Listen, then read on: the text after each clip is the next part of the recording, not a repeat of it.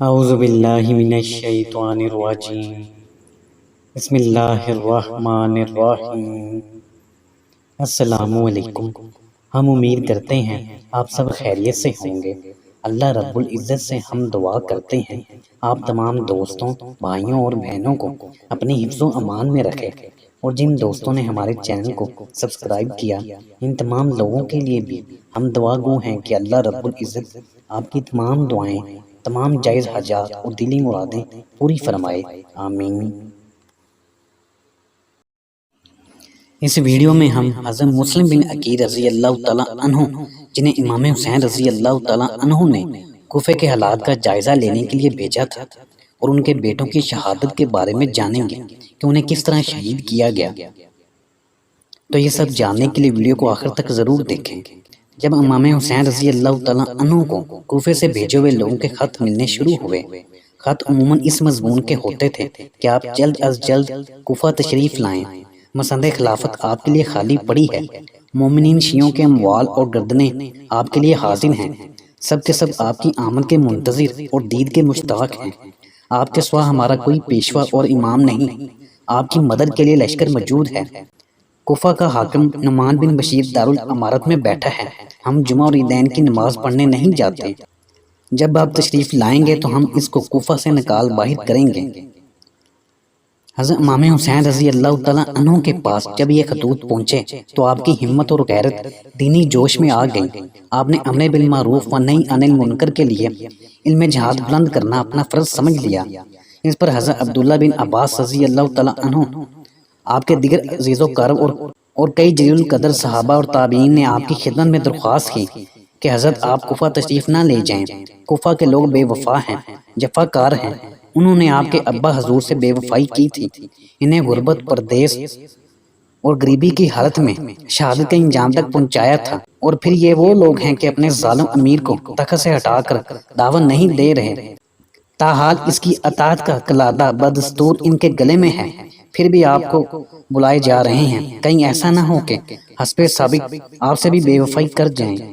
امام علی مقام رضی اللہ تعالیٰ عنہ نے یہ سب کچھ سنا اور فرمایا کہ اب مجھ پر امر بالمعروف اور نہی عن المنکر اور دعوت حق کی خاطر جہاد کرنا فرض ہو چکا ہے، وہ لوگ بے وفا یا وفادار ہوں، مجھے اس سے سروکار نہیں، میں قیامت کے دن اللہ کی بارگاہ میں پیشی کے وقت اس سوال سے ڈرتا ہوں کہ تجھے دعوت حق ایسے وقت میں دی گئی تھی جب ظلم و بربریت کا بازار گرم تھا اور سنن نبی صلی اللہ علیہ وآلہ وسلم کے خلاف سرکشی ہو رہی تھی، دین اسلام میں بدعات و خرافات کو رواج دیا جا رہا تھا، لوگوں کے حقوق سلب ہو رہے تھے، آزادیاں چھینی جا رہی تھیں، اسلامی شعار نشانہ تضحیک بن رہے تھے، اسلامی حکومت و قانون کا تصور مذاق بن کر رہ گیا تھا۔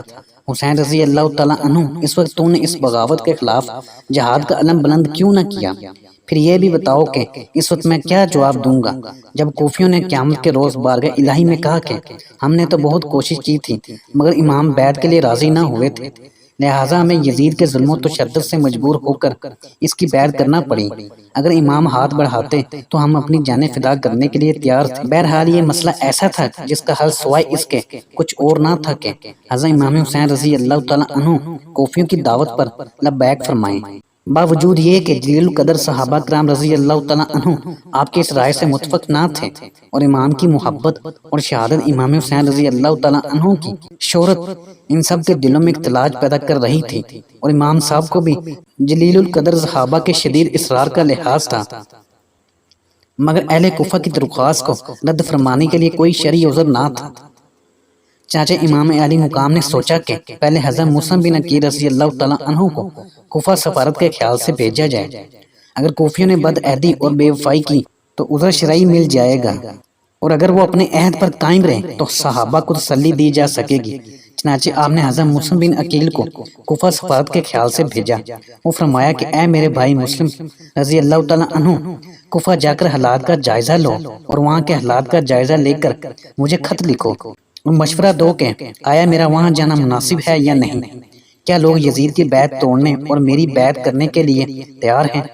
آپ رضی اللہ تعالیٰ عنہ نے حضرت مسلم بن عقیل رضی اللہ تعالیٰ عنہ کو کوفیوں کے خطوط کا جواب لکھ کر دیا کہ جو کچھ تم نے مجھ سے بیان کیا ہے وہ تمام میں نے جان لیا ہے، میں نے تمہارے پاس اہل بیت رضی اللہ تعالیٰ عنہ میں سے اپنے قابل اعتماد چچا زاد بھائی موسیٰ بن عقیل رضی اللہ تعالیٰ عنہ کو بھیجا ہے اور انہیں کہا ہے کہ وہ تمہارے حال کے بارے میں مجھے لکھیں۔ اگر انہوں نے مجھے لکھا کہ جو کچھ تم نے لکھا ہے وہ عقل مند اور بزرگان قوم سے مشورہ سے لکھا ہے تو میں انشاءاللہ بہت جلد تمہارے پاس پہنچ جاؤں گا، اور میں اپنی جان کی قسم کھاتا ہوں کہ امام وہی ہے جو کتاب اللہ پر عمل کرنے والا ہو۔ واسلام۔ حضرت موسیٰ بن عقیل رضی اللہ تعالیٰ عنہ اپنے کچھ ساتھیوں اور 2 بیٹوں محمد اور ابراہیم کو ساتھ لے کر کوفہ روانہ ہوئے۔ کوفہ پہنچ کر آپ رضی اللہ تعالیٰ عنہ نے مختار بن عبید کے ہاں قیام فرمایا۔ کوفہ کے لوگوں نے آپ کا شاندار استقبال کیا اور حضرت امام حسین رضی اللہ تعالیٰ عنہ کے نمائندہ کے طور پر جوگ در جوگ آپ کے ہاتھ پر بیعت کرنے لگے۔ پہلے ہی دن 12,000 افراد نے حضرت موسیٰ بن عقیل رضی اللہ تعالیٰ عنہ کے ہاتھ پر حضرت امام حسین رضی اللہ تعالیٰ عنہ کے حق میں بیعت کر لی۔ پھر اس تعداد میں اضافہ ہوتا گیا حتیٰ کہ ان کی تعداد 18,000 تک پہنچ گئی۔ آپ نے لوگوں کا شوق، عقیدت و محبت، جوش اور ولولہ دیکھ کر حضرت امام حسین رضی اللہ تعالیٰ عنہ کو خط لکھ دیا کہ بھائی حسین رضی اللہ تعالیٰ عنہ لا دعوت حق اور امر بالمعروف کے لیے سازگار ہیں، آپ بلا تامل اور بلا جھجک تشریف لے آئیں۔ اس وقت کوفہ کا گورنر نعمان بن بشیر تھا۔ اس نے حضرت موسیٰ بن عقیل رضی اللہ تعالیٰ عنہ کی راہ میں کوئی رکاوٹ نہ کھڑی کی اور خاموشی سے سب کچھ گوارا کیا۔ جب یزیدی حکومت کے حامیوں نے دیکھا کہ کایا پلٹ جانے کا امکان ہے تو وہ نعمان بن بشیر کے پاس آئے اور کہا کہ کوفہ شہر یزید کی حکومت سے نکلا جا رہا ہے۔ امام حسین رضی اللہ تعالیٰ عنہ کے حق میں لوگ جوگ در جوگ موسیٰ بن عقیل رضی اللہ تعالیٰ عنہ کے ہاتھ پر بیعت کر رہے ہیں اور تو خاموشی سے تماشا دیکھے جا رہا ہے۔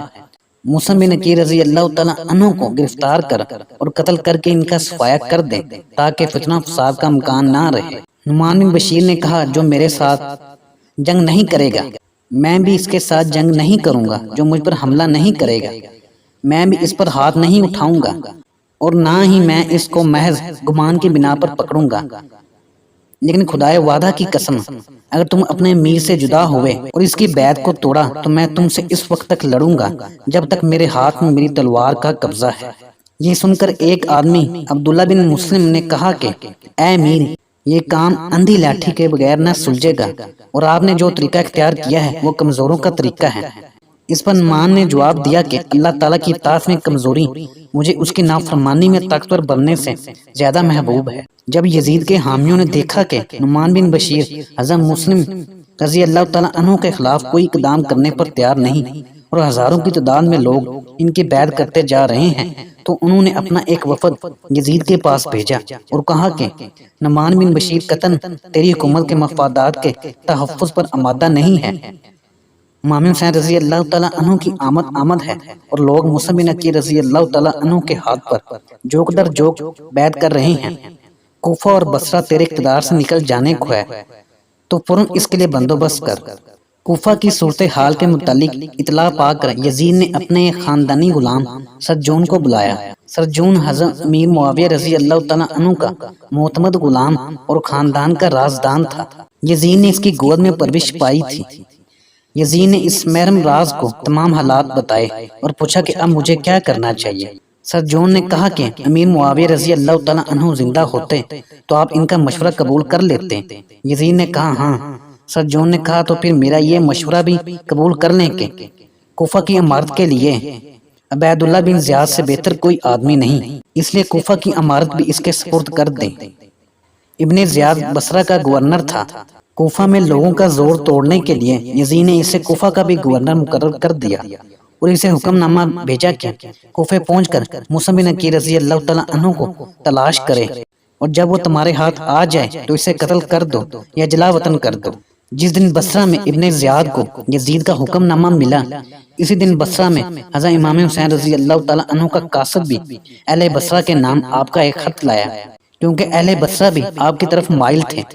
آپ نے اس خط میں اہل بصرہ کو لکھا تھا کہ میں نے اپنا قاصد تمہارے پاس یہ مکتوب دے کر بھیجا ہے، میں تمہیں اللہ کی کتاب اور اس کے نبی صلی اللہ علیہ وآلہ وسلم کی طرف دعوت دیتا ہوں، اس لیے کہ سنت مٹا دی گئی ہے اور بدعت زندہ کر دی گئی ہے۔ اگر تم لوگ میری بات سنو گے اور میرے علم کی اطاعت کرو گے تو میں تمہیں راہ ہدایت پر چلاؤں گا۔ بصرہ کے سرداروں میں سے جس شخص نے امام حسین رضی اللہ تعالیٰ عنہ کے خط کو پڑھا اس نے اسے پوشیدہ رکھا، مگر منظر بن الجارود کو یہ اندیشہ ہوا کہ کہیں وہ قاصد عبید اللہ ابن زیاد کا کوئی جاسوس نہ ہو، اور اس نے امتحاناً اشراف بصرہ کے پاس بھیجا ہو۔ جس صبح کی رات ابن زیاد نے کوفہ روانہ ہونا تھا، اس رات منظر بن الجارود قاصد کو لے کر ابن زیاد کے پاس آیا اور مکتوب اسے پڑھایا۔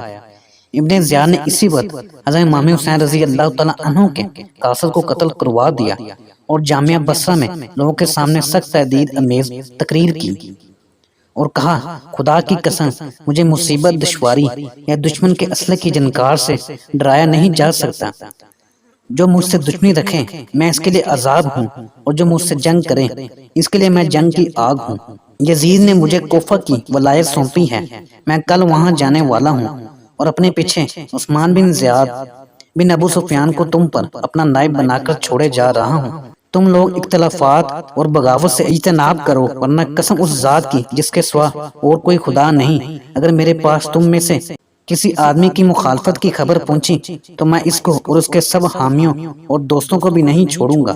میں بعید کے بدلے میں قریب کو پکڑوں گا، یعنی پوش مجرموں کے وارثوں اور حامیوں کو پکڑوں گا جو موجود ہوں گے، یہاں تک کہ معاملہ سلجھ جائے اور تم میں کوئی مخالفت کرنے والا یا پھوٹ ڈالنے والا باقی نہ رہے۔ یاد رکھو میں اپنے باپ کے مشابہ ہوں، اس باپ کے جس نے کنکر پتھر رون ڈالے تھے۔ عبید اللہ بن زیاد بصرہ سے اپنے اہل خانہ اور 500 سواروں کے ہمراہ کوفہ کی طرف روانہ ہوا۔ ان میں سے کچھ راستے میں ہی ٹھہر گئے، مگر اس نے کچھ پرواہ نہ کی اور برابر چلتا رہا۔ قاضیہ کے مقام پر پہنچ کر اس نے 17 افراد کو اپنے ساتھ لیا، جبکہ باقی کو وہیں چھوڑا اور کالے امامے سے ڈاٹا باندھ کر شہر میں داخل ہوا تاکہ لوگوں کو مغالطہ ہو کہ امام حسین رضی اللہ تعالیٰ عنہ آ گئے ہیں۔ وہ جس اجتماع سے گزرتا السلام علیکم کہتا، اور لوگ جو کہ یہ سمجھ رہے تھے کہ حضرت امام حسین رضی اللہ تعالیٰ عنہ ہیں، وہ وعلیکم السلام خوش آمدید اے رسول اللہ صلی اللہ علیہ وآلہ وسلم کے بیٹے کہتے، کیونکہ وہ ان کے انتظار میں تھے۔ ابن زیاد 17 سواروں کے ساتھ شہر میں داخل ہوا تھا، مگر لوگ بکثرت اس کے گرد جمع ہو گئے۔ اس پر مسلم بن عمرو نے لوگوں سے کہا کہ پرے ہٹو، یہ امیر عبداللہ بن زیاد ہیں۔ یہ سن کر لوگوں کو بڑا دکھ ہوا اور ان کے دل ٹوٹ گئے۔ اس کے ساتھ ساتھ عبید اللہ کو بھی اس خبر کی تصدیق ہو گئی جو یزید کو مصعب بن عقیل رضی اللہ تعالیٰ عنہ کی آمد اور بیعت حسین رضی اللہ تعالیٰ عنہ کے بارے میں ملی تھی۔ ابن زیاد جب کوفہ کی قصر عمارت کے دروازے پر ڈاٹا باندھے ہوئے پہنچا تو حضرت نعمان بن بشیر نے سمجھا کہ حضرت امام حسین رضی اللہ تعالیٰ عنہ تشریف لائے ہیں۔ اس نے محل کا دروازہ بند کر لیا اور کہا کہ میں اپنی عمارت آپ کے سپرد نہ کروں گا اور نہ ہی میں آپ سے لڑوں گا۔ ابن زیاد نے کہا کہ دروازہ کھولو ورنہ میں خود اسے کھول لوں گا۔ اس پر نعمان نے دروازہ کھول دیا۔ اس وقت بھی وہ یہ سمجھ رہے تھے کہ یہ حضرت حسین رضی اللہ تعالیٰ عنہ ہیں، لیکن جب انہیں معلوم ہوا یہ بیت اللہ ہے تو وہ سخت نادم ہوئے۔ قصر عمارت میں داخل ہونے کے بعد ابن زیاد نے منادی کرنے کا حکم دیا۔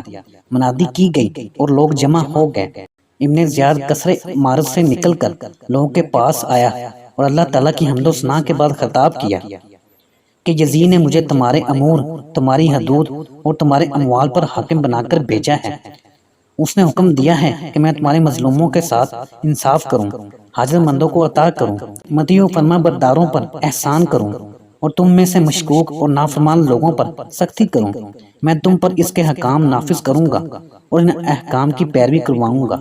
اس تقریر کے بعد ابن زیاد نے کوفہ کے سرکردہ لوگوں کو گرفتار کر لیا اور ان سب سے تحریری ضمانت مانگی کہ وہ اور ان کے قبیلے کے افراد کسی مخالف کو اپنے ہاں پناہ نہیں دیں گے اور نہ ہی کسی قسم کی مخالفانہ سرگرمیوں میں حصہ لیں گے، اور اگر کسی نے حکومت کے کسی مخالف کو پناہ دے رکھی ہے تو وہ اس کو پیش کرے گا، اور جو اپنی تحریر کی پابندی کرے گا وہ بری ہو جائے گا، اور جو ایسا نہیں کرے گا اس کا مال اور جان دونوں حلال ہو جائیں گے۔ اس کو قتل کر کے اسی کے دروازے پر لٹکا دوں گا اور اس کے تمام لواحقین بھی محفوظ نہیں رہیں گے۔ ابن زیاد کی آمد اور ڈرانے دھمکانے سے اہل کوفہ خوفزدہ ہو گئے اور ان کے خیالات میں تبدیلی آنے لگی۔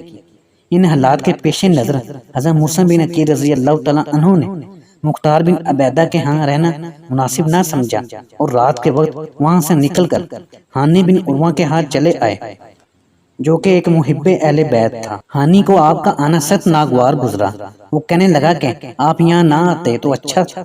آپ نے فرمایا کہ میں خاندان رسالت کا ایک غریب الوطن مسافر ہوں، مجھے پناہ دو۔ ہانی نے کہا کہ اگر آپ میرے مکان میں داخل نہ ہو گئے ہوتے تو میں یہی کہتا کہ آپ چلے جائیں، لیکن اب یہ میری غیرت کے خلاف ہے کہ میں آپ کو گھر سے نکال دوں۔ ہانی نے مکان کے زنانہ حصے کے محفوظ کمرے میں آپ کو چھپا دیا۔ شریک بن عور ایک رئیس آدمی تھا جو اس وقت بیمار تھا۔ اس نے سنا کہ عبید اللہ اس کی عیادت کو آ رہا ہے۔ اس نے ہانی کو کہلا بھیجا کہ حضرت مسلم بن عقیل رضی اللہ تعالیٰ عنہ کو میرے پاس بھیج دو، تاکہ جب ابن زیاد میری بیمار پرسی کو آئے تو اسے مسلم کے ہاتھوں قتل کروا دیا جائے۔ ہانی نے آپ رضی اللہ تعالیٰ عنہ کو شریک بن عور کے ہاں بھیج دیا۔ شریک نے حضرت مسلم بن عقیل رضی اللہ تعالیٰ عنہ سے کہا کہ آپ چھپ کر بیٹھ جائیں، جب عبید اللہ میرے پاس آ کر بیٹھ جائے گا تو میں پانی مانگوں گا۔ یہ آپ کے لیے اشارہ ہوگا کہ پردے سے نکل کر اسے قتل کر دیں۔ جب عبید اللہ آیا تو وہ شریک کے بستر پر بیٹھ گیا۔ اس وقت شریک کے پاس ہانی بھی موجود تھا۔ عبید اللہ بن زیاد کے سامنے اس کا غلام کھڑا تھا۔ تھوڑی دیر تک انہوں نے باتیں کی، پھر شریک نے کہا کہ مجھے پانی پلاؤ، مگر حضرت مسلم رضی اللہ تعالیٰ عنہ ابن زیاد کو قتل کرنے کے لیے نہ نکلے۔ لونڈی پانی کا کوزہ لائی، مگر حضرت مسلم رضی اللہ تعالیٰ عنہ کو چھپا دیکھ کر شرما گئی اور 3 بار پانی سمیت لوٹ گئی۔ شریک نے پھر کہا کہ مجھے پانی پلاؤ، خواہ اس سے میری جان ہی کیوں نہ چلی جائے۔ کیا تم مجھے پیاسا مارنا چاہتے ہو؟ میں حیران اس سازش کو سمجھ گیا اور اپنے مالک کو اشارہ کر کے فوراً اٹھ کھڑا ہوا۔ ابن زیاد اپنے غلام کے اشارے پر فوراً اٹھا اور باہر جانے لگا تو شریک نے اسے ٹھہرانے کی خاطر کہا کہ اے امیر، میں آپ کو کچھ وصیت کرنا چاہتا ہوں۔ لیکن ابن زیاد نے کہا میں پھر آؤں گا اور باہر نکل گیا۔ غلام اسے سوائی پر بٹھا کر تیزی سے وہاں سے نکال کر لے گیا اور اپنے مالک سے کہا کہ اے امیر، یہ لوگ تو آپ کو قتل کرنا چاہتے تھے۔ وہ بولا افسوس، میں تو ان سے اچھا سلوک کرنا چاہتا تھا، لیکن ان کا یہ حال ہے۔ ابن زیاد کے جانے کے بعد حضرت مسلم بن عقیل رضی اللہ تعالیٰ عنہ پردے سے باہر نکل آئے۔ شریک نے پوچھا کہ آپ کو باہر نکل کر اسے قتل کر دینے سے کس چیز نے روکا؟ حضرت مسلم رضی اللہ تعالیٰ عنہ نے جواب دیا کہ رسول اللہ صلی اللہ علیہ وآلہ وسلم کی ایک حدیث نے جو مجھ تک پہنچی ہے۔ آپ نے فرمایا ہے ایمان دھوکے سے قتل کرنے کی ضد ہے، مومن دھوکے سے قتل نہیں کرتا۔ اور پھر یہ بات بھی مجھے اچھی نہ لگی کہ میں اسے آپ کے گھر میں قتل کرتا۔ شریک نے کہا کہ اگر آپ اسے قتل کر دیتے تو صرف کوفہ کے قصر عمارت پر قبضہ سے آپ کو کوئی نہ روک سکتا تھا، بلکہ بصرہ بھی آپ کے قبضے میں آ جاتا۔ علاوہ ازیں اس کے قتل سے زمین کو ایک ظالم و فاجر کو پاک کر دیتے۔ 3 دن بعد شریک نے وفات پائی اور ابن زیاد نے نماز جنازہ پڑھائی۔ بعد میں جب اس کو معلوم ہوا کہ شریک نے ہی حضرت مسلم رضی اللہ تعالیٰ عنہ کو اس قتل پر اکسایا تھا تو اس نے کہا خدا کی قسم میں کسی عراقی کی نماز جنازہ نہیں پڑھوں گا، اور واللہ اگر میرے باپ زیاد کی قبر وہاں نہ ہوتی تو میں ضرور شریک کی قبر کھدوا ڈالتا۔ حضرت مسلم بن عقیل رضی اللہ تعالیٰ عنہ ہانی بن عروہ کے گھر میں چھپے ہوئے تھے۔ لوگ خفیہ طور پر وہاں آتے جاتے تھے اور بیعت کا سلسلہ بھی جاری تھا۔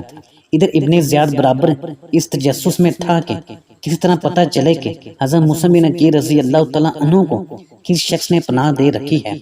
آخر اس نے اپنے ایک غلام کو بلایا اور اسے 3000 درہم دیتے ہوئے کہا کہ مسلم بن عقیل رضی اللہ تعالیٰ عنہ اور ان کے ساتھیوں کو تلاش کر ان سے ملاقات کرنا اور انہیں یہ مال دے کر بتانا کہ تم بھی اہل بیت کے محبین میں سے ہو۔ چنانچہ وہ غلام جامع مسجد میں حضرت مسلم بن اسجا کے پاس آیا جو نماز پڑھ رہے تھے۔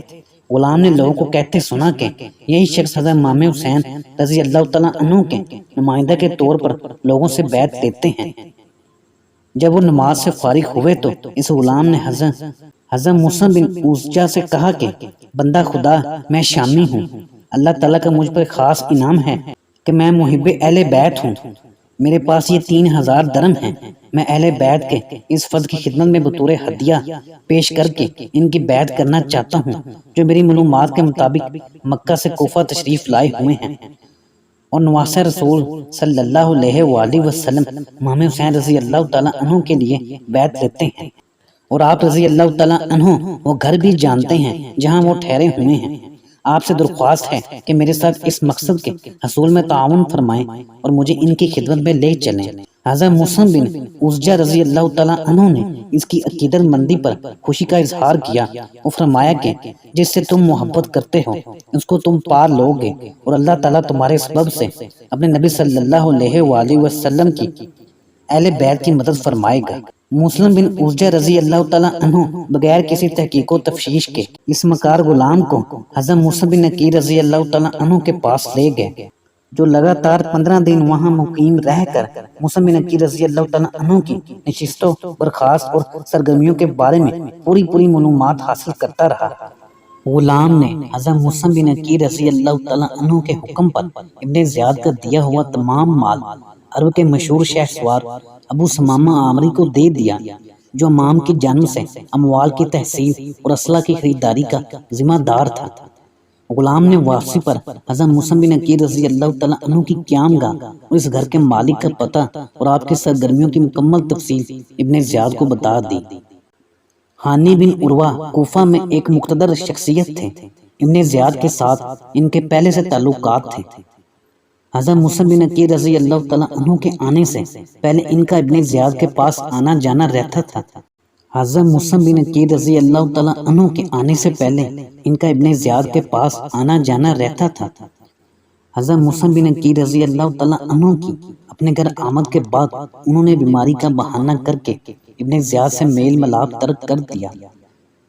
ابن زیاد چونکہ تمام حالات سے باخبر ہو چکا تھا، سو ایک دن اس نے ہانی کا ذکر کرتے ہوئے پوچھا کہ دوسرے امرا کے ہمراہ ہانی ہمیں ملنے کیوں نہیں آتا؟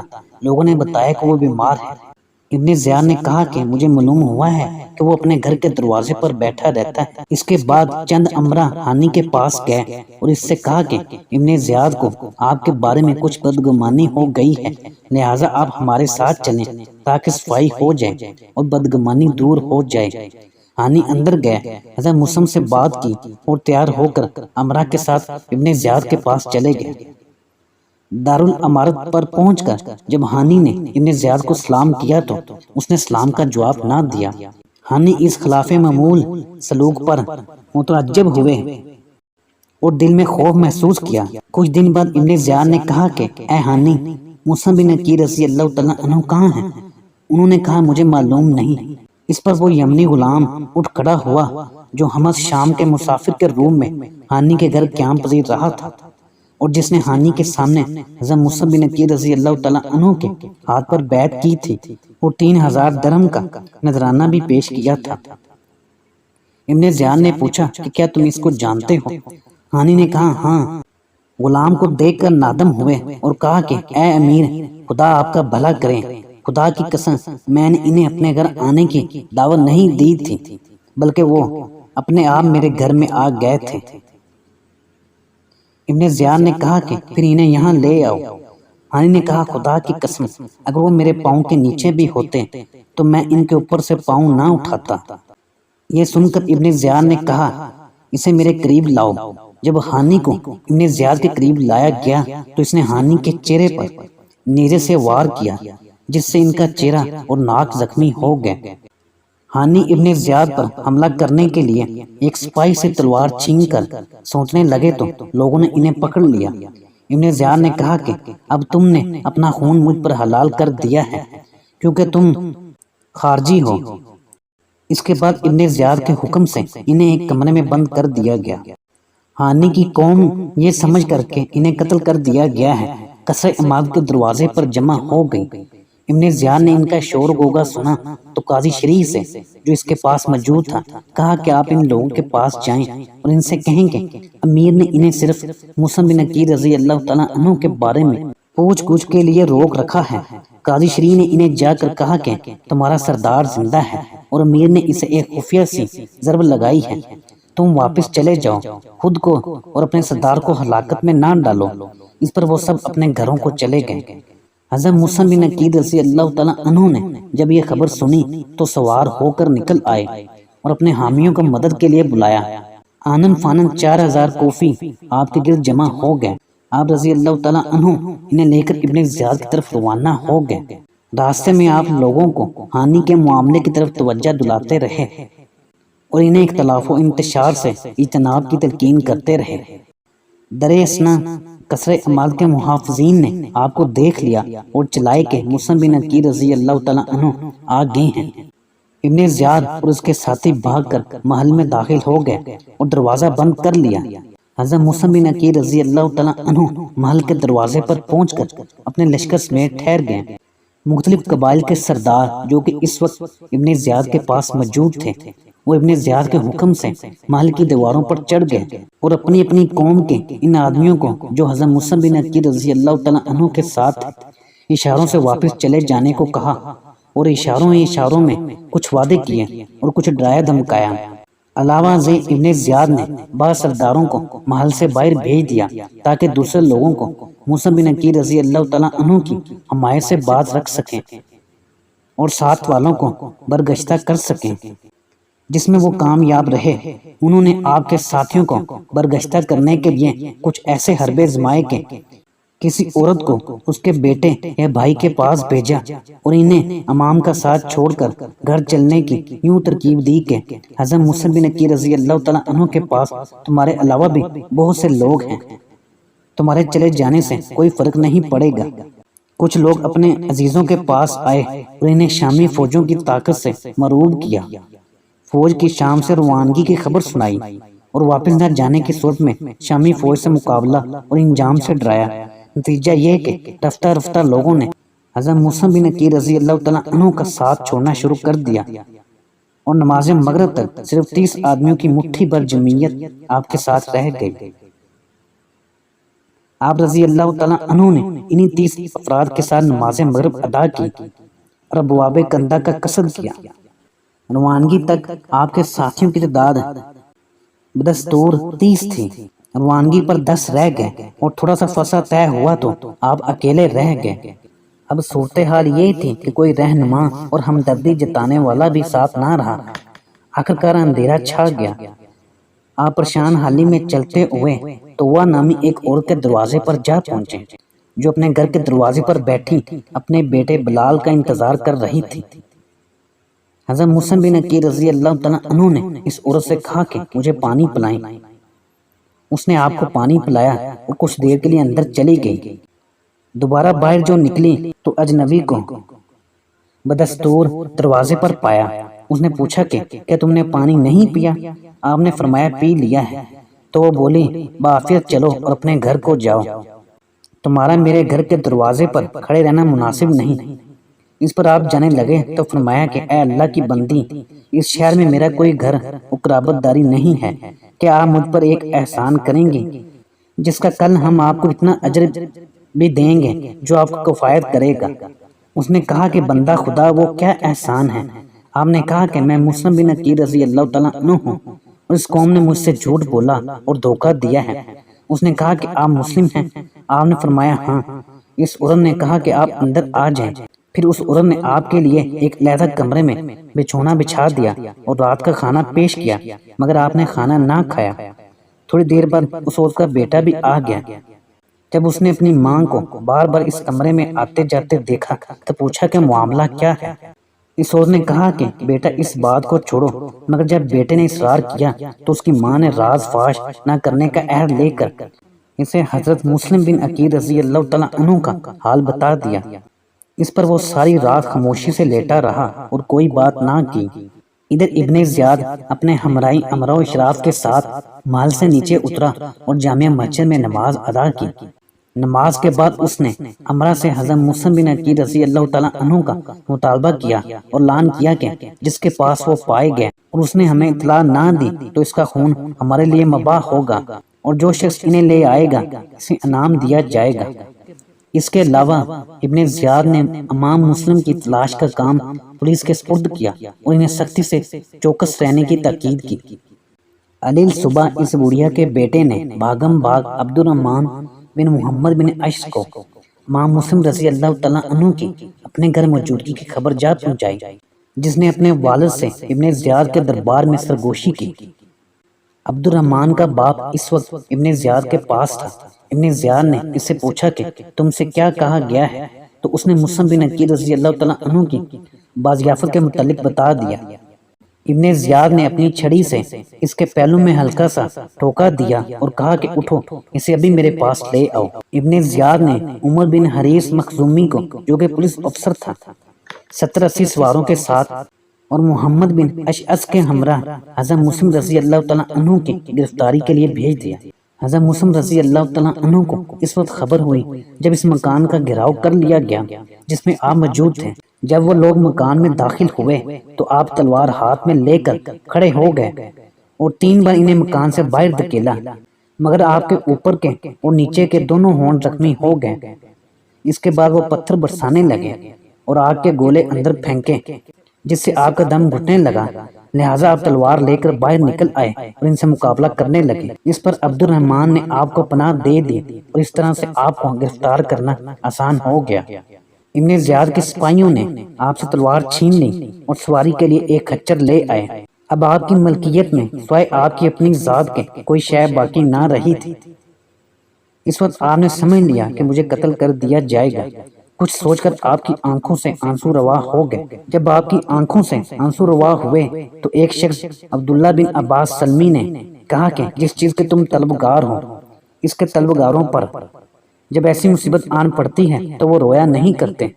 آپ نے جواب دیا کہ باخدا میں اپنے لیے نہیں روتا اور نہ اپنی موت پر روتا ہوں، بلکہ میں تو حضرت امام حسین رضی اللہ تعالیٰ عنہ اور آل امام کے لیے روتا ہوں۔ پھر آپ محمد بن اشعث کی طرف متوجہ ہوئے اور کہا کہ اے اللہ کے بندے، میرا خیال ہے تم مجھے پناہ دینے کا عہد پورا نہ کر سکو گے۔ کیا تم بھلائی کر سکتے ہو کہ میری طرف سے امام حسین رضی اللہ تعالیٰ عنہ کی طرف کسی آدمی کو بھیج دو، کیونکہ مجھے یقین ہے کہ وہ گزشتہ کل یا آج اپنے اہل و عیال کو ساتھ لے کر تمہاری طرف روانہ ہو چکے ہوں گے۔ مجھے ان کی بہت فکر ہے۔ قاصد انہیں جا کر کہے کہ مجھے ابن عقیل رضی اللہ تعالیٰ عنہ نے بھیجا ہے، جو قوم کے ہاتھوں گرفتار ہے اور جو معلوم نہیں صبح یا شام قتل ہو جائے گا۔ آپ اپنے اہل و عیال سمیت واپس چلے جائیں، کہیں ایسا نہ ہو کہ اہل کوفہ آپ کو بھی دھوکہ دیں۔ یہ آپ کے والد کے وہی اصحاب ہیں جو ان سے چھٹکارا حاصل کرنا چاہتے تھے، خواہ ان کی طبعی موت کی صورت میں واقع ہو، خواہ ان کے قتل کی صورت میں۔ اہل کوفہ نے آپ سے اور مجھ سے جھوٹے وعدے کیے تھے اور دروغ گو کی کوئی رائے نہیں ہوتی۔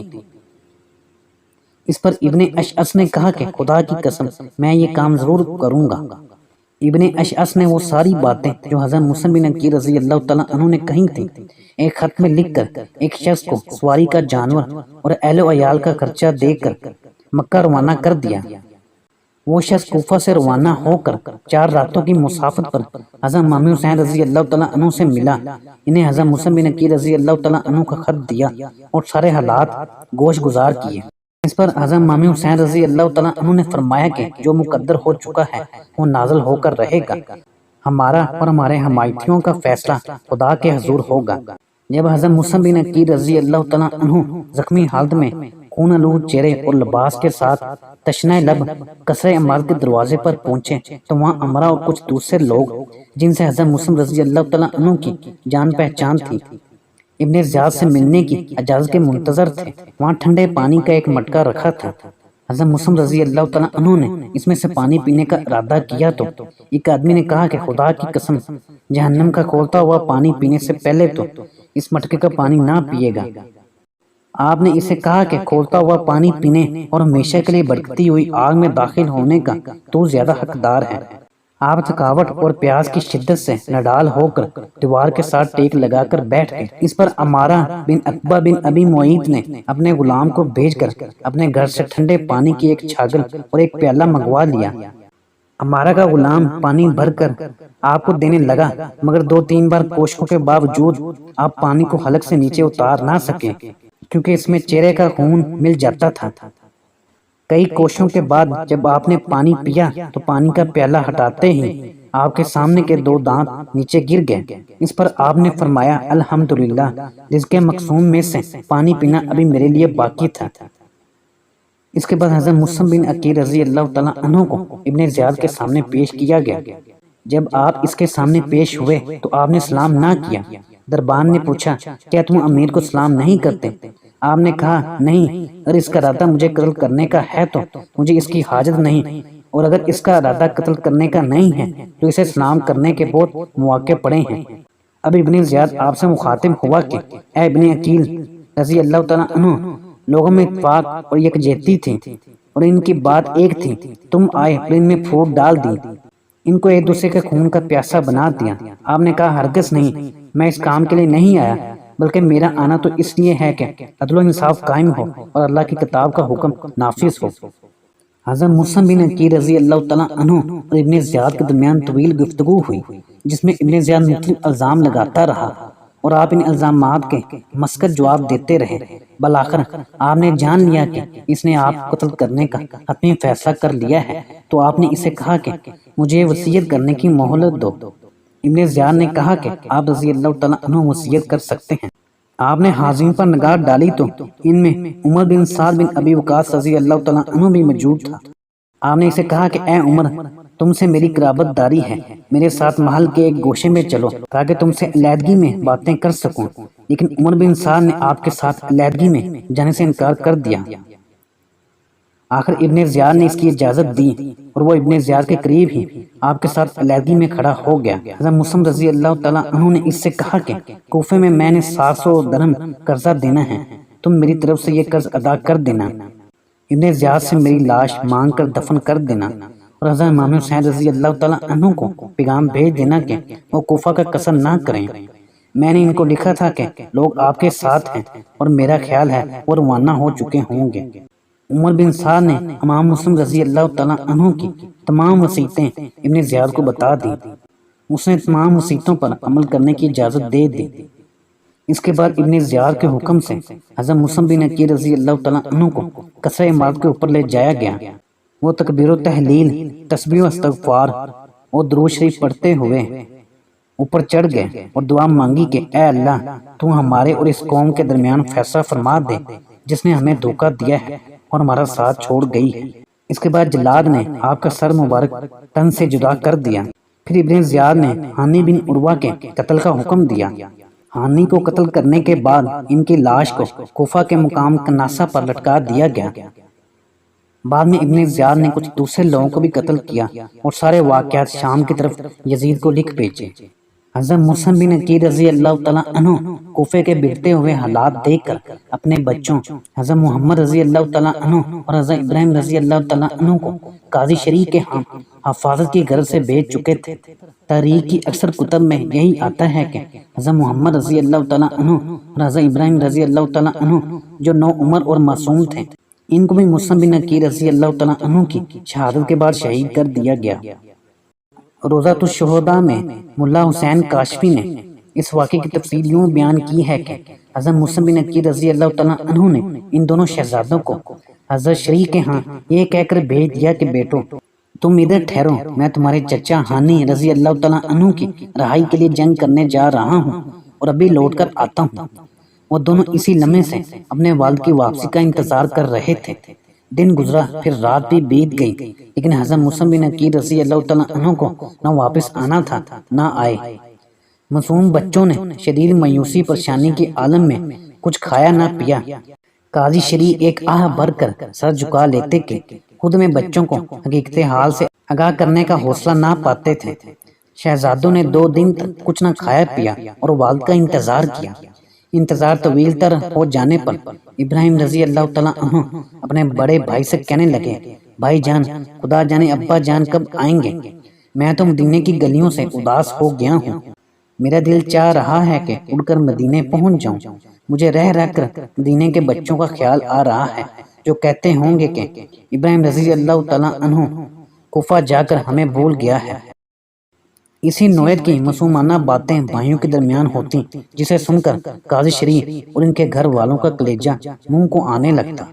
اسی اثناء میں کوفے کی گلیوں میں اعلان ہوا کہ جو شخص مسلم بن عقیل رضی اللہ تعالیٰ عنہ کے دونوں بیٹوں کو گرفتار کر کے لائے گا، اسے نام و کرام سے نوازا جائے گا، اور جو شخص ان کو اپنے گھر میں پناہ دے گا اسے سخت سزا دی جائے گی۔ اس پر جاسوس ہر طرف ان بچوں کو تلاش کرنے لگے۔ اب قاضی شریع سے رہا نہ گیا اور وہ دل تھام کر بڑی پریشانی کے عالم میں شہزادوں کے سامنے عرض کرنے لگے، میں بڑے افسوس کے ساتھ تمہیں یہ خبر سنانے پر مجبور ہو گیا ہوں کہ تمہارے بابا حضرت مسلم بن عقیل رضی اللہ تعالیٰ عنہ کو شہید کر دیا گیا ہے، اور ہزاروں کوفی جو کل تک تمہارے ہاتھ چومتے تھے، تمہارے دامن چھو چھو کر اپنی آنکھوں سے لگاتے تھے، اور تمہارے بابا کے ہاتھ پر بیعت کر کے ان کے خاطر کٹ مرنے کا اعلان کرتے تھے، سب کے سب تمہارا ساتھ چھوڑ چکے ہیں۔ اب سوائے اس کے کوئی چارہ نہیں کہ تم چپکے سے مدینے چلے جاؤ۔ اگر میں تمہیں مزید اپنے گھر میں ٹھہراتا ہوں تو کسی لمحے تمہاری گرفتاری عمل میں آ سکتی ہے۔ چنانچہ انہوں نے اپنے بیٹے اسد کو بلا کر کہا، میں نے سنا ہے آج باب الاراکین سے ایک کارواں مدینہ منورہ روانہ ہونے والا ہے، ان دونوں بچوں کو وہاں لے جاؤ اور کسی ہمدرد اور محب اہل بیت کے سپرد کر کے اس کو حالات سے آگاہ کر دینا اور تاکید کر دینا کہ ان کو بحفاظت مدینہ منورہ پہنچا دے۔ قاضی شریع کا بیٹا اسد علیل صبح دونوں صاحبزادوں کو لے کر باب الاراکین پہنچا تو پتہ چلا کہ کارواں کچھ دیر پہلے روانہ ہو چکا ہے۔ وہ دونوں بچوں کو ساتھ لے کر اسی راستے پر چلا۔ کچھ دور گئے تو گرد کارواں نظر آئی۔ اسد بن شریع نے کہا، بھائی وہ گرد اسی قافلے کی ہے، تمہارے ساتھ میرا جانا اور دوڑنا کچھ مناسب نہیں ہے بلکہ مثلث کے خلاف ہے، تم دوڑ پڑو، جلدی تم اس قافلے سے جا ملو گے۔ معصوم بچوں نے اس کا شکریہ ادا کیا اور ایک دوسرے کا ہاتھ پکڑ کر قافلے کی جانب دوڑ پڑے۔ بچے بہت کم عمر تھے، تیزی سے دوڑا بھی نہ جاتا تھا۔ کچھ ہی آگے گئے تھے کہ چھوٹے بھائی ابراہیم رضی اللہ تعالیٰ عنہ کے پاؤں میں کانٹا چبھ گیا تھا۔ تکلیف کی وجہ سے وہ بہنا چاہتا تھا اور بڑا بھائی اسے گرفتاری کے خوف سے آگے بگانا چاہتا تھا۔ دیر تک یہی صورتحال رہی، لیکن بڑا بھائی کب تک چھوٹے بھائی کو اس طرح گھسیٹ سکتا تھا۔ وہ رکا اور چھوٹے بھائی کے پاؤں سے کانٹا نکالا۔ پھر جب وہ دوبارہ قافلے کی طرف روانہ ہوئے تو گرد تقریباً نظروں سے اوجھل ہو چکی تھی اور پھر قافلے کی کوئی خبر نہ تھی۔ یہ پھول سے یتیم بچے عالم تنہائی میں انتہائی پریشانی کا شکار ہو کر ایک دوسرے سے گلے مل کر رونے لگے۔ دن کا اجالا پھیلتے ہی ابن زیاد کے سپاہی ان کی تلاش میں وہیں آ پہنچے جہاں شہزادے کھڑے تھے۔ انہوں نے ان کے حسن سے پہچان لیا کہ یہ خاندان نبوت کے چشم و چراغ ہیں، چنانچہ وہ ان کو گرفتار کر کے ابن زیاد کے پاس لے گئے۔ ابن زیاد نے حکم دیا کہ ان کو اس وقت تک جیل میں رکھا جائے جب تک میں ان کے متعلق یزید سے نہ پوچھ لوں کہ ان کے ساتھ کیا سلوک کیا جائے۔ بچوں کو سیاہ کوٹھی میں بند کر دیا گیا۔ شہزادے یہ تنگ و تاریک اور بھیانک کوٹھی دیکھ کر حیران رہ گئے اور ایک دوسرے سے پوچھنے لگے، یہ کیسی کوٹھی ہے؟ مدینے میں تو ہم نے ایسی کوٹھی کبھی نہیں دیکھی تھی۔ گویا وہ معصوم جیل کے تصور سے ہی نا آشنا تھے۔ اداس اور غمگین ایک دوسرے سے چمٹ کر اس کالی کوٹھی میں بیٹھ گئے۔ 3 دن سے کچھ کھایا پیا نہیں تھا۔ کمزوری اور نکاہت کی وجہ سے جسم نڈال ہو چکا تھا۔ پریشانی کی کیفیت اس کے علاوہ تھی۔ جیل کا داروغہ مشکور نامی ایک پرہیزگار اور محب اہل بیت شخص تھا۔ جب اس سے ان کی مظلومیت دیکھی نہ گئی تو چپکے سے بچوں کی رسیاں کھول دیں اور اپنی انگوٹھی انہیں دے کر کہنے لگا کہ شہزادوں، میں بھی دل میں تمہارے خاندان کی محبت چھپائے ہوئے ہوں، لیکن حالات نے ظلم و ستم اور جبر کرنے پر مجبور کر دیا ہے۔ یہ میری انگوٹھی لے جاؤ اور چھپ چھپا کر قادسیہ پہنچ جاؤ۔ وہاں کا کوتوال میرا بھائی ہے، اس سے ملنا اور میری انگوٹھی دکھا کر اپنا تعارف پیش کرنا اور مدینہ منورہ پہنچانے کی فرمائش کرنا۔ وہ تمہیں بحفاظت مدینہ منورہ پہنچا دے گا۔ ان معصوم بچوں کو کیا خبر قادسیہ کہاں ہے؟ رات بھر چلتے رہے مگر قادسیہ نہ آیا۔ صبح ہوئی تو دیکھا کہ وہ کوفہ کے مدافعات میں ہی گھوم پھر رہے ہیں۔ معصوم بچے ایک دوسرے کے گلے لگ کر رو پڑے۔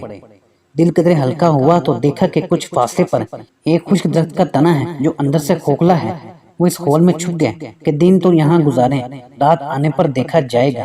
تھوڑی دیر بعد درخت کے قریب بہنے والے ایک چشمے سے پانی بھرنے کے لیے ایک لونڈی ادھر آ گئی۔ اس کی نظر ان معصوم بچوں پر پڑی تو بولی، تم کون ہو؟ بچے ہمیشہ سچ بولنے کے عادی تھے۔ بولے کہ مسلم بن عقیل رضی اللہ تعالیٰ عنہ ہمارے بابا تھے جو شہید ہو چکے ہیں۔ وہ لونڈی بولی، صاحبزادو غم نہ کرو، میں اس خاتون کی کنیز ہوں جو اہل بیت نبوت کے ساتھ سچی عقیدت و محبت رکھتی ہے۔ بالکل فکر نہ کرو اور میرے ساتھ چلو۔ دونوں شہزادے اس کنیز کے ساتھ اس کی مالکہ کے گھر چلے آئے۔ کنیز نے ان شہزادوں کو اپنی مالکہ کے سامنے پیش کیا اور تمام واقعہ سنایا۔ اس خاتون کو بڑی خوشی ہوئی۔ اس نے اس نے اس خوشی میں کنیز کو آزاد کر دیا، شہزادوں کے ساتھ بڑی محبت سے پیش آئی، انہیں نہلایا اور کھانا کھلایا، ان کی داستان غم سن کر آنسو بہائے اور انہیں ہر طرح سے تسلی و تشفیٰ دی۔ ادھر ابن زیاد کو اطلاع ہو گئی کہ مشکور نے دونوں بچوں کو رہا کر دیا ہے۔ اس نے مشکور کو بلایا اور پوچھا کہ تم نے پسران مسلم رضی اللہ تعالیٰ عنہ کے ساتھ کیا کیا ہے؟ مشکور نے کہا میں نے اللہ تعالیٰ کی رضا و خوشنودی کے لیے ان کو آزاد کر دیا ہے۔ ابن زیاد نے کہا تو مجھ سے نہ ڈرا؟ مشکور نے کہا جو بھی اللہ تعالیٰ سے ڈرنے والا ہے وہ کسی اور سے نہیں ڈرتا۔ ابن زیاد نے کہا ان کو رہا کرنے سے تجھے کیا ملا؟ مشکور نے جواب دیا کہ ان بچوں کو شہید کرانے میں تو مجھے کچھ نہ ملتا، مگر اپنے اس عمل کے سبب سے مجھے ان کے جد اعلیٰ صلی اللہ علیہ وآلہ وسلم سے روز قیامت شفاعت کی امید ہے، اور میری شفاعت فرمائیں گے جبکہ تو اس دولت سے محروم رہے گا۔ اس پر ابن زیاد غضبناک ہو گیا اور بولا کہ میں ابھی تجھے اس کی سزا دوں گا۔ مشکور نے کہا کہ میری 1000 جانیں بھی ہوں تو وہ بھی علی نبی صلی اللہ علیہ وآلہ وسلم پر قربان ہے۔ ابن زیاد نے جلاد کو حکم دیا کہ اسے اتنے کوڑے مارو کہ یہ مر جائے اور بعد میں اس کا سر تن سے جدا کر دو۔ چنانچہ جلاد نے ایسا ہی کیا۔ انا للہ و انا الیہ راجعون۔ ادھر وہ نیک دل خاتون دن بھر دل و جان سے بچوں کی خدمت اور دل جوئی میں مصروف رہی۔ رات کو وہ ان کو ایک الگ کمرے میں سلا کر آئی تھی کہ اس کا شوہر حارث آ گیا۔ اس کے چہرے پر تھکاوٹ کے آثار نمایاں تھے۔ خاتون نے پوچھا آج سارا دن تم کہاں رہے کہ اتنی دیر سے آئے ہو؟ کہنے لگا کہ صبح میں امیر کوفہ ابن زیاد کے پاس گیا تھا، وہاں مجھے معلوم ہوا کہ داروغہ جیل مشکور نے پسران مسلم رضی اللہ تعالیٰ عنہ کو قید سے رہا کر دیا ہے، اور امیر نے اعلان کیا ہے کہ جو کوئی ان کو پکڑ کر لائے گا یا ان کی خبر دے گا اس کو گھوڑا، لباس فاخرہ اور بہت سا انعام و کرام دیا جائے گا۔ بہت سے لوگ ان کی تلاش میں نکلے، میں بھی ان کی تلاش میں ادھر ادھر سرگرداں رہا اور اس قدر بھاگ دوڑ کی کہ میرے گھوڑے نے دم توڑ دیا، پھر مجھے پیدل ہی ان کی جستجو میں پھرنا پڑا، اس لیے تھکاوٹ سے چور چور ہو گیا ہوں۔ خاتون نے کہا اے بندہ خدا، اللہ سے ڈر، تجھے فرزندان رسول صلی اللہ علیہ وآلہ وسلم سے کیا کام؟ حارث کہنے لگا تو خاموش رہ، تجھے نہیں معلوم کہ ابن زیاد نے گھوڑا، لباس فاخرہ اور بہت سا انعام و کرام اس شخص کو دینے کا وعدہ کیا ہے جو کوئی ان بچوں کو اس کے پاس پہنچائے یا ان بچوں کے بارے میں خبر دے۔ خاتون نے کہا کس قدر بدبخت ہیں وہ لوگ جو دنیا کے مال و دولت کی خاطر ان یتیموں کو دشمن کے حوالے کرنے کی جستجو کرنے میں لگے ہوئے ہیں اور دین کو دنیا کے عوض بیچ رہے ہیں۔ حارث نے کہا تجھے ان باتوں سے کیا تعلق؟ تو کھانا لا۔ عورت نے کھانا لا کر دیا اور وہ کھانا کھا کر آرام کرنے لگا۔ رات کو بڑے بھائی محمد بن مسلم رضی اللہ تعالیٰ عنہ نے ایک خواب دیکھا اور بیدار ہو کر اور چھوٹے بھائی ابراہیم رضی اللہ تعالیٰ عنہ کو جگاتے ہوئے کہا بھائی اب سونے کا وقت نہیں رہا، اٹھو اور تیار ہو جاؤ، اب ہمارا وقت بھی قریب آ گیا ہے۔ میں نے ابھی خواب میں دیکھا ہے کہ ہمارے ابا جان رسول اللہ صلی اللہ علیہ وآلہ وسلم، حضرت علی رضی اللہ تعالیٰ عنہ، حضرت فاطمہ الزہرا رضی اللہ تعالیٰ عنہ اور حضرت حسن مجتبی رضی اللہ تعالیٰ عنہ کے ہمراہ بیشت بری میں ٹہل رہے ہیں کہ چند حضور اکرم صلی اللہ علیہ وآلہ وسلم نے ہم دونوں کی طرف دیکھ کر ہمارے ابا جان سے فرمایا کہ مسلم تم چلے آئے ہو اور ان دونوں بچوں کو ظالموں میں چھوڑ آئے ہو۔ ابا جان نے ہماری طرف دیکھ کر کہا یا رسول اللہ صلی اللہ علیہ وآلہ وسلم میرے یہ بچے بھی آنے والے ہیں۔ یہ سن کر چھوٹے بھائی نے بڑے بھائی کے منہ پر اپنا چہرہ رکھ کر رونا شروع کر دیا۔ بڑے بھائی کے صبر کا پیمانہ چلک پڑا تو دونوں بھائی نہایت درد کے ساتھ رونے لگے۔ بچوں کے رونے کی آواز سن کر اس ظالم حارث کی آنکھ کھل گئی۔ اس نے اپنی بیوی کو جگایا اور پوچھا کہ یہ کن کے رونے کی آواز ہے؟ میرے گھر میں یہ کون ہے جو اس طرح رو رہے ہیں؟ اور بیچاری سہم گئی اور کچھ نہ جواب دیا۔ حارث نے اٹھ کر چراغ جلایا اور اس کمرے کی طرف گیا جہاں سے رونے کی آواز آ رہی تھی۔ کمرے میں داخل ہوا تو دیکھا کہ دو بچے ہیں جو کہ ایک دوسرے سے لپٹ کر زاروں قطار رو رہے ہیں۔ حارث نے پوچھا کہ تم کون ہو؟ بچوں نے ہچکیاں لیتے ہوئے جواب دیا کہ مسلم بن عقیل رضی اللہ تعالیٰ عنہ کے فرزند ہیں۔ حارث کہنے لگا کہ تعجب ہے، میں سارا دن تمہیں تلاش کرتا رہا یہاں تک کہ میرے گھوڑے نے دم توڑ دیا اور تم ہو کہ میرے ہی گھر میں موجود ہو۔ یہ سن کر بچے سہم گئے۔ حارث کی بیوی نے جب اپنے شوہر کی یہ سنگ دلی اور بے رحمی دیکھی تو اس نے اپنے شوہر کے قدموں پر سر رکھ دیا اور کہنے لگی کہ ان یتیموں پر ترس کھاؤ، مگر حارث نے کہا اگر تو اپنی جان کی خیر چاہتی ہے تو خاموش رہ۔ یہ کہہ کر اس نے کمرے کا دروازہ مقفل کر دیا تاکہ اس کی بیوی بچوں کو کہیں اور منتقل نہ کر دے۔ جب صبح ہوئی تو حارث نے تلوار ہاتھ میں پکڑی اور بچوں کو اپنے ہمراہ لے کر چلنے لگا۔ جب عورت نے منظر دیکھا تو اس سے رہا نہ گیا، یتیموں پر ننگے پاؤں پیچھے دوڑی۔ اس پر اپنی بیوی سے کہنے لگی کہ سماجت کا خدا سے ڈر نہ ہوا بلکہ وہ اس کو مارنے دوڑا۔ اسی اثناء میں حارث کے ایک غلام کو جو کہ اس کے بیٹے کا رضاعی بھائی بھی تھا معلوم ہوا تو وہ بھی پیچھے دوڑا۔ حارث نے اسے دیکھا تو کہنے لگا کہ ممکن ہے ان بچوں کو ہم سے کوئی چھین لے اور نام و کرام خود لے جائے، لہذا یہ تلوار لو اور ان کے سر تن سے جدا کر دو۔ وہ غلام بولا کہ مجھ میں ان بچوں کو قتل کرنے کی ہمت نہیں ہے، مجھے رسالت پناہ صلی اللہ علیہ وآلہ وسلم کی روح اقدس سے شرم آتی ہے۔ ان کے خاندان کے بچوں کو قتل کر کے میں کل قیامت کے دن ان کے سامنے کس طرح پیش ہوں گا۔ حارث نے کہا تو ان کو قتل کر ورنہ میں تجھ کو قتل کر دوں گا۔ وہ غلام بولا قبل اس کے کہ تم مجھے قتل کرے میں تجھے قتل کر دوں گا۔ دونوں آپس میں گتھم گتھا ہو گئے۔ حارث نے غلام کو شدید زخمی کر دیا۔ اتنے میں حارث کی بیوی اور بیٹا آگے بڑھے۔ حارث کے بیٹے نے کہا اے باپ، یہ میرا رضاعی بھائی ہے، اس کو مارتے ہوئے تمہیں شرم نہ آئی؟ باپ نے بیٹے کو تو کوئی جواب نہ دیا مگر غلام پر ایسا وار کیا کہ وہ جام شہادت نوش کر گیا۔ پھر حارث نے اپنے بیٹے سے کہا کہ بیٹے یہ لو تلوار اور ان بچوں کے سر قلم کر دو۔ بیٹے نے کہا ابا جان، میں نے آپ سے زیادہ سنگ دل اور ظالم آج تک نہیں دیکھا، خدا کی قسم میں ہرگز یہ کام نہیں کروں گا اور نہ ہی آپ کو کرنے دوں گا۔ حارث کی بیوی نے پھر منت سماج کرتے ہوئے کہا کہ ان بچوں کو قتل نہ کرو اور اگر تو ان کو چھوڑ نہیں سکتا تو انہیں زندہ ہی ابن زیار کے پاس لے جا، اس سے تیرا مقصود بھی حاصل ہو جائے گا۔ مگر وہ بدبخت کہنے لگا مجھے اندیشہ ہے کہ جب اہل کوفہ ان کو دیکھیں گے تو شور و غوغا کر کے ان کو مجھ سے چھڑا لیں گے اور میری محنت ضائع ہو جائے گی۔ آخر وہ ظالم تلوار لے کر بچوں کو قتل کرنے کے لیے آگے بڑھا۔ یہ دیکھ کر اس کی بیوی اس کی راہ میں حائل ہو گئی۔ اس نے اپنی بیوی پر تلوار کا وار کیا، بیوی گھائل ہو کر گری اور تڑپنے لگی تو ماں کو تڑپتا دیکھ کر بیٹا بھی آگے بڑھا اور باپ کے رستے کی دوار بن گیا۔ ظالم باپ نے لالچ میں اندھے ہو کر بیٹے پر بھی تلوار کا وار کر کے اسے موت کی نیند سلا دیا۔ ماں نے جب اپنی آنکھوں کے سامنے بیٹے کو قتل ہوتے دیکھا تو اس کا کلیجہ پھٹ گیا اور وہ بھی راہی جنت ہوئی۔ پھر وہ ظالم حارث ان معصوم بچوں کی طرف بڑھا اور پہلے بڑے بھائی اور پھر چھوٹے بھائی کا سر تن سے جدا کر دیا۔ انا للہ و انا الیہ راجعون۔ جب اس ظالم نے ان معصوم بچوں کو شہید کر دیا تو سر کاٹ کر لاشیں کہیں پھینک دیا اور سر ایک تھیلے میں ڈال کر ابن زیار کے دربار کی طرف چلا۔ دوپہر کے وقت اس نے قصر عمارت پہنچ کر تھیلا ابن زیار کے سامنے رکھ دیا۔ ابن زیار نے پوچھا اس میں کیا ہے؟ اس نے کہا اس میں تیرے دشمنوں کے سر ہیں۔ ابن زیار نے پوچھا یہ دشمن کون ہے؟ حارث کہنے لگا فرزندان مسلم بن عقیل رضی اللہ تعالیٰ عنہ۔